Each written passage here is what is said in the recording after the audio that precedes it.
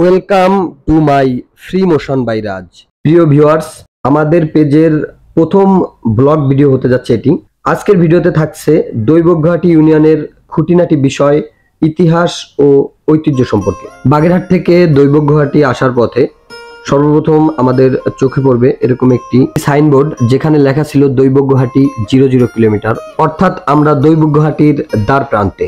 Daibagyahati Morelganj highway থেকে চলার পথে কিছু দূর সামনের দিকে অগ্রসর হলে সরকার পুকুর পাড়ের পূর্ব সাইডে চোখে পড়বে দৈবজ্ঞহাটি সার্বজনীন কেন্দ্রীয় শ্রী শ্রী শীতলা মন্দির, দৈবজ্ঞহাটি মোরেলগঞ্জ বাগেরহাট।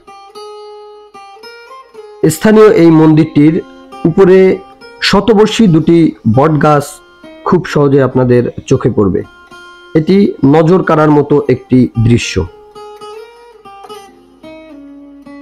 দৈবজ্ঞহাটি সার্বজনীন কেন্দ্রীয় যে মন্দিরটি আছে, মন্দিরটি থেকে যদি ভাটখালি যে রাস্তাটি আছে, সরকার পুকুর পাশ ঘেঁষে যে রাস্তাটি কলেজ রোড অর্থাৎ সেলিমাবাদ ডিগ্রি কলেজের সামনে দিয়ে যে রাস্তাটি গিয়েছে, এই রাস্তায় প্রবেশ করলে প্রবেশদ্বারেই আপনাদের চোখে পড়বে দৈবজ্ঞহাটি বাজার কেন্দ্রীয় মসজিদ। দৈনিক হাঁটা চলার পথে অনেক মুসল্লি ও এলাকার স্থানীয় অনেক ব্যক্তিবর্গ এখানে সালাত আদায় করে থাকেন। দৃষ্টিনন্দন এই মসজিদটিকে 3 তলা শেপে তৈরি করা হয়েছে। এই মসজিদটিতে প্রতি শুক্রবার জুমার দিন কয়েকশো মুসল্লি সালাত আদায় করে থাকেন। মসজিদের ঠিকই পশ্চিম পাশে চোখে পড়বে হাসান ভাইয়ের ফুচকা, চটপটি ও ঝালমুড়ির দোকান।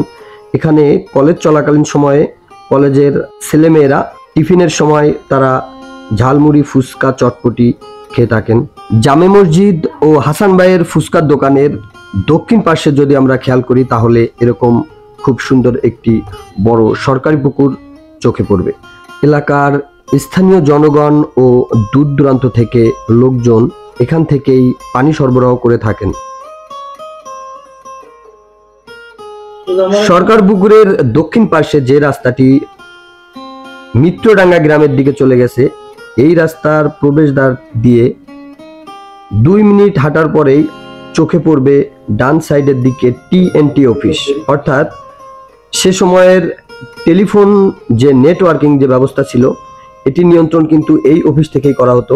জীর্ণশীর্ণ অবস্থায় অফিসটি এখনো পড়ে আছে, প্লাস্টারগুলো খসে পড়ছে। উপরের ছাদের দিকে যদি আমরা দেখি, সেখানেও কিন্তু প্লাস্টারগুলো সঠিকভাবে নেই, অর্থাৎ পুরো ভবনটি কিন্তু ঝুঁকিপূর্ণ অবস্থায় দাঁড়িয়ে আছে।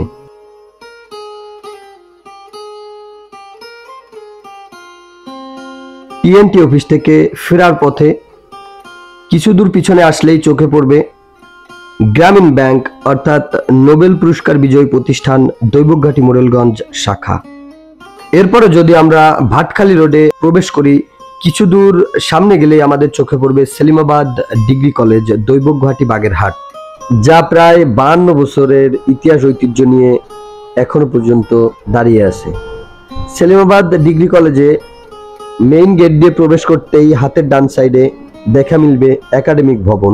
একাডেমিক ভবনের ঠিক সামনে দেখা মিলবে মুক্তিযোদ্ধা মঞ্চ, যেখানে কলেজের সকল ধরনের সাংস্কৃতিক অনুষ্ঠান অনুষ্ঠিত হয়ে থাকে। এই যে একাডেমিক ভবন, এটি কিন্তু 3 তলা বিশিষ্ট একটি ভবন, যার স্থাপত্য সন 1973। একাডেমিক ভবনের দক্ষিণ পাশে দেখা মিলবে ফলের বাগান, যা খুবই দৃষ্টিনন্দন। ফলের বাগানের ঠিক পশ্চিম পাশে দেখা মিলবে 4 তলা বিশিষ্ট ICT ভবন।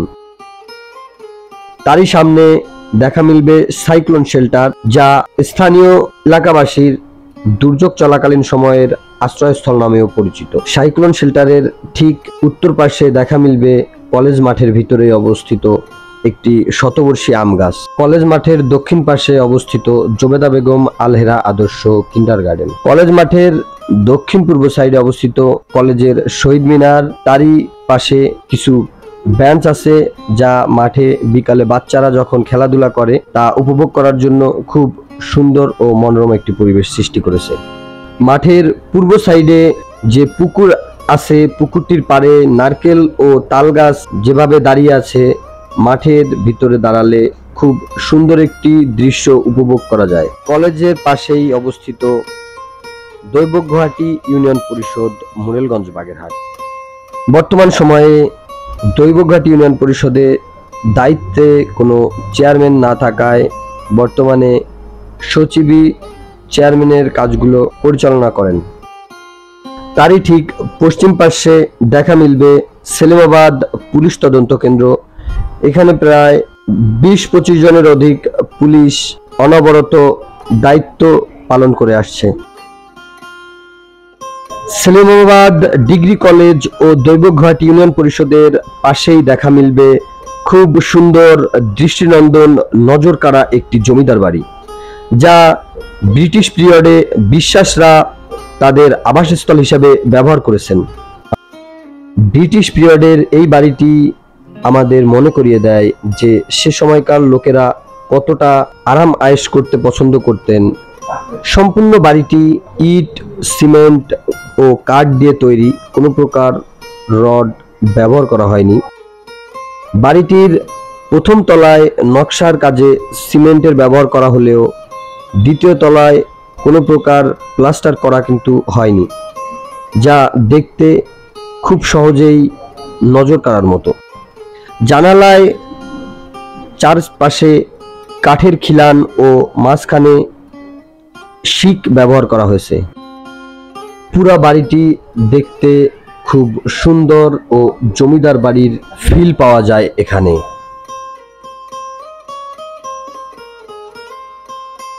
বাড়িটির চারপাশে সুন্দর মনোরম পরিবেশ, গাছপালা দিয়ে বেষ্টিত। বাড়ির ভিতরে আসলে আমরা ঢোকার কোনো অনুমতি না পাওয়ায় সেই ধরনের কোনো রকমের তথ্য আমরা দিতে পারছি না। এই এলাকার যদি কেউ ভিডিওটি দেখে থাকেন তাহলে এই বাড়ি সম্পর্কে কমেন্টে 2-4 লাইন আপনার সাধ্য অনুযায়ী বলার চেষ্টা করুন।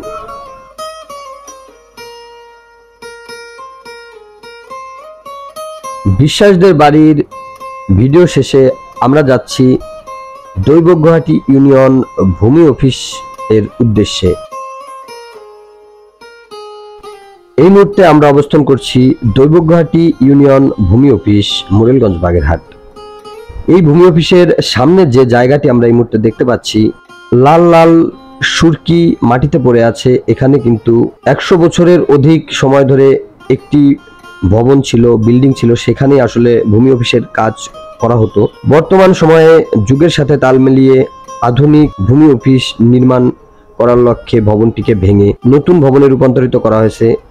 এখনো পুরনো ভবনের ইট, সুরকি, বালু পড়ে আছে। আপনারা দেখছেন ওই যে লাল সুরকিগুলো, এগুলো কিন্তু সেই পুরনো বিল্ডিং এর ধ্বংসাবশেষের একটি অংশ।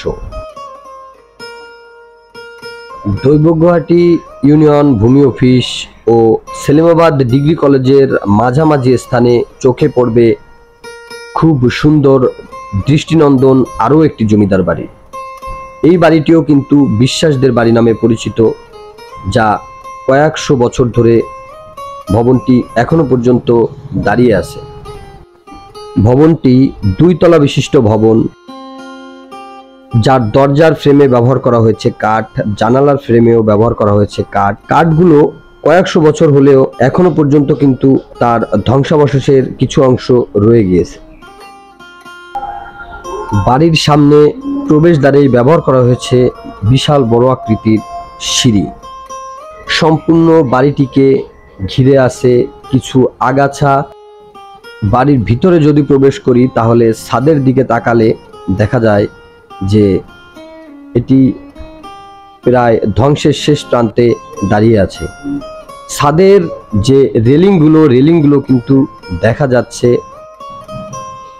এই বাড়িটির সামনের সাইডে প্লাস্টার ব্যবহার না করা হলেও ভিতর দিয়ে কিন্তু প্লাস্টার ব্যবহার করা হয়েছে কিছু কিছু জায়গায়, আবার বেশ কিছু জায়গায় কিন্তু প্লাস্টার ব্যবহার ছাড়াই বাড়িটি নির্মাণ করা হয়েছে, যা দেখতে খুব দৃষ্টিনন্দন। এই মুহূর্তে আপনারা যে ফ্রেমটি দেখতে পাচ্ছেন এটি একটি দরজার ফ্রেম, যেখানে এই কাঠ ব্যবহার করা হয়েছে।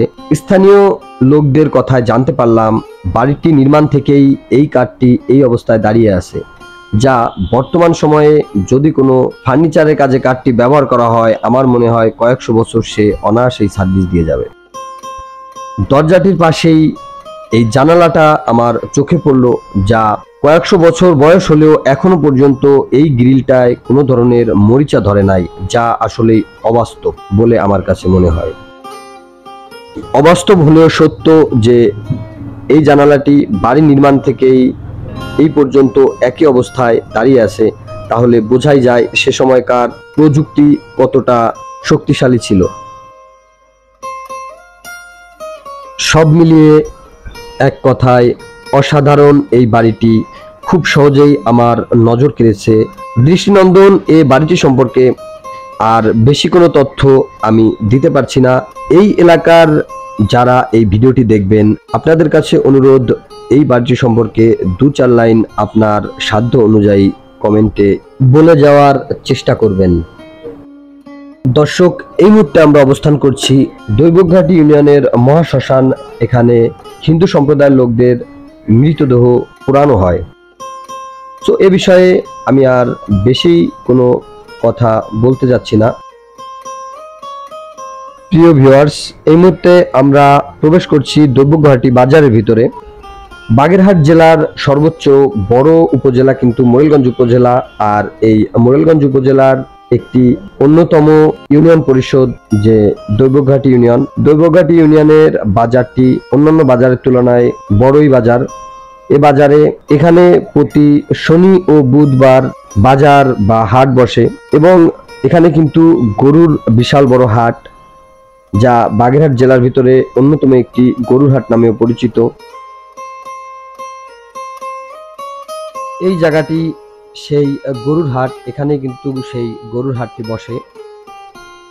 এই মুহূর্তে আমরা যাচ্ছি দৈবঘাটি ইউনিয়নে একটি মহিলা কলেজ আছে, মহিলা কলেজের দিকে। বেগম মেহেরুন্নেসা মহিলা মহাবিদ্যালয়, দৈবঘাটি, মোরেলগঞ্জ, বাগেরহাট, স্থাপিত 2004 সন। এটি কিন্তু সেই মহিলা কলেজ। ভিতরে প্রবেশ করতে পারছি না কারণ কেচি গেটটি বন্ধ অবস্থায় আছে। এই মুহূর্তে আমরা অবস্থান করতেছি দৈবঘাটি ইউনিয়ন বল ফিল্ড, যেখানে ক্রিকেট, ফুটবল অনুষ্ঠিত হয়। এখানে 2, 4, 5 ইউনিয়নের যে কোনো ইউনিয়ন ব্যাপী যে খেলাগুলো অনুষ্ঠিত হয়, সেই খেলাগুলো কিন্তু এখানেই, এই মাঠটিতেই অনুষ্ঠিত হয়। মাঠটির চারপাশে বেঞ্চ দ্বারা বেষ্টিত। মাঠটির পূর্ব সাইডে একটি প্রাইমারি স্কুল ও দক্ষিণ সাইডে মঞ্চ আছে। সব মিলিয়ে বলা যায় অসাধারণ। আর এই মাঠটিকে কেন্দ্র করে আশপাশ দিয়ে কিন্তু অনেকজন ফুটবলার বেড়ে উঠেছে, যারা খুব সুন্দর খেলে থাকেন। এই মাঠের খেলোয়াড়গণ উপজেলা ও জেলা পর্যায়েও খুব সুন্দর খেলে থাকেন, তাদের সুনাম রয়েছে। আমরা ভিডিওর শেষ প্রান্তে এসে বর্তমানে অবস্থান করছি দৈবঘাটি আদর্শ বালিকা মাধ্যমিক বিদ্যালয়, দৈবঘাটি, মোরেলগঞ্জ, বাগেরহাট, যার স্থাপিত 1984। রমজান মাসে ভিডিও শুটের কারণে আমরা স্কুলটি বন্ধ অবস্থায় পেয়েছি, যার কারণে ভিতরে ঢোকা সম্ভব হয়নি। তারই অপর পাশে রয়েছে দৈবঘাটি বিশ্বেশ্বর বহুমুখী মডেল মাধ্যমিক বিদ্যালয়, মোরেলগঞ্জ, বাগেরহাট, স্থাপিত 1915 খ্রিস্টাব্দ। আসলে এই যে দৈবঘাটি বিশ্বেশ্বর বহুমুখী আদর্শ বিদ্যালয়, তার যে ওয়াল রয়েছে, এই ওয়ালে খুব সুন্দর করে কিন্তু তারা ভাষা শহীদদের স্মরণের উদ্দেশ্যে চমৎকার আলপনা করেছেন, যা দেখতে খুবই সুন্দর। এই মুহূর্তে আমরা অবস্থান করছি দৈবঘাটি উপস্বাস্থ্য কেন্দ্র, মোরেলগঞ্জ, বাগেরহাট। দৈবঘাটি ইউনিয়নের এলাকাবাসীর যে কোনো সমস্যার কারণে তারা কিন্তু এই উপস্বাস্থ্য কেন্দ্রের শরণাপন্ন হন। উপস্বাস্থ্য কেন্দ্রের ভিতরে প্রবেশ করলেই আমাদের চোখে পড়ে সেলিমাবাদ প্রেস ক্লাব ও খুব সুন্দর সবজি বাগান। রাস্তার দুই পাশেই কিন্তু এই সবজি বাগান, তার এপারেই মূল যে উপস্বাস্থ্য কেন্দ্র ভবন, খুব সুন্দর। এটিতে কোনো ধরনের প্লাস্টার ব্যবহার না করার কারণে আসলে খুব সুন্দরভাবে ফুটে উঠেছে। প্রিয় ভিউয়ার্স, আমি Raj Rahim Kochi, owner free motion by Raj Facebook page ও ইউটিউব চ্যানেল। সম্পূর্ণ ভিডিওতে কোনো প্রকার ভুল হলে ক্ষমা সুন্দর দৃষ্টিতে দেখবেন। সম্পূর্ণ তথ্য স্থানীয় ব্যক্তিবর্গ ও গুগল দ্বারা নেওয়া হয়েছে। ধন্যবাদ।